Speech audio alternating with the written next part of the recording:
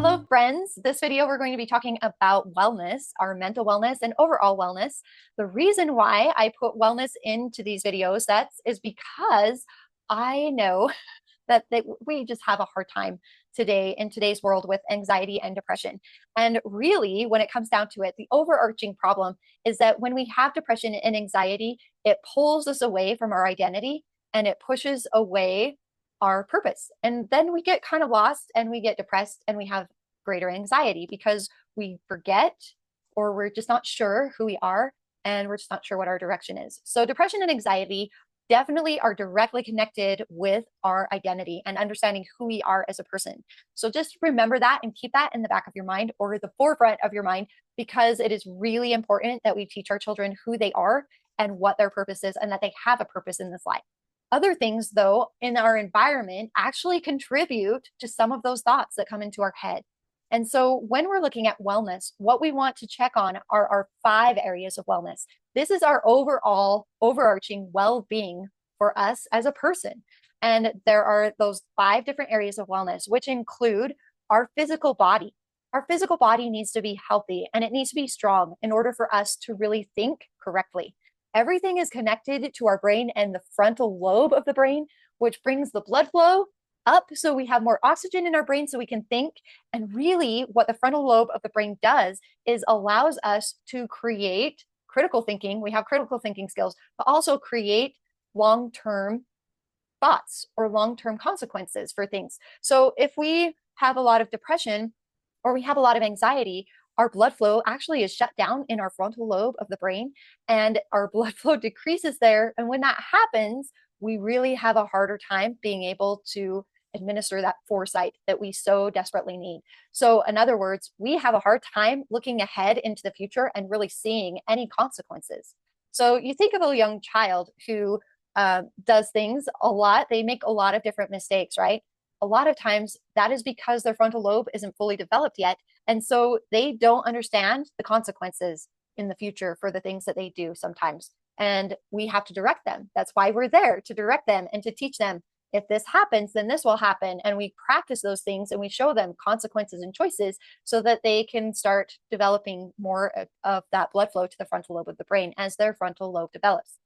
With children who are depressed and have anxiety, the blood flow in the frontal lobe of the brain has decreased. And a lot of that, or the majority of that, has to do with these 5 areas of wellness with their physical body. So physical is really one of the most valuable, I shouldn't say most valuable, but it is a really big component to having clear our mind of that possibility of having that depression and anxiety. So if our body is healthy, that means we're drinking our water, we're sleeping, and we're eating good food, and we're getting rid of our toxins, all of those things that connect to physical.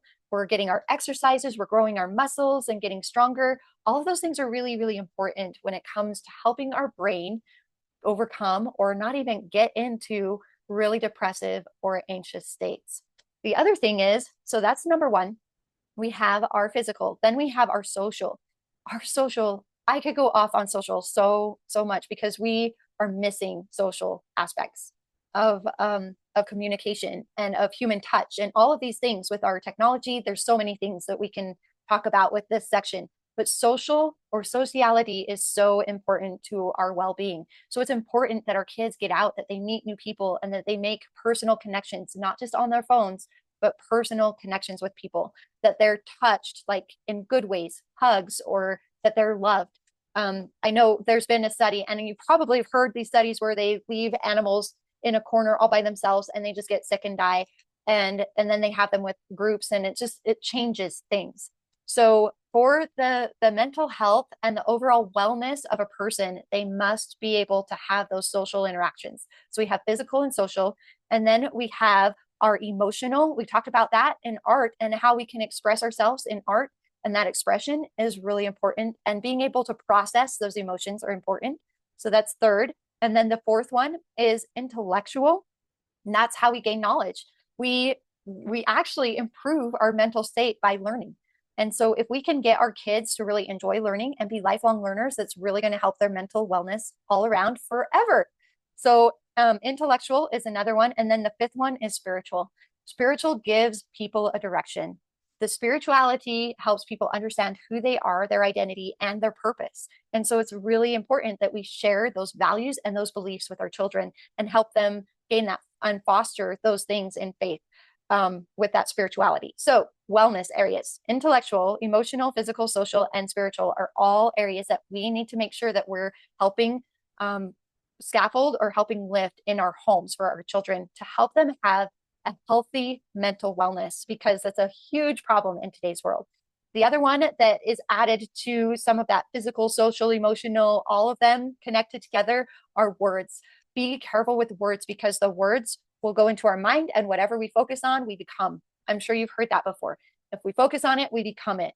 So be careful with what words are coming out of your children's mouth and what words are being brought into their head and what thoughts they are thinking. We can control our thoughts, we can control our actions and our emotions. They're all connected together.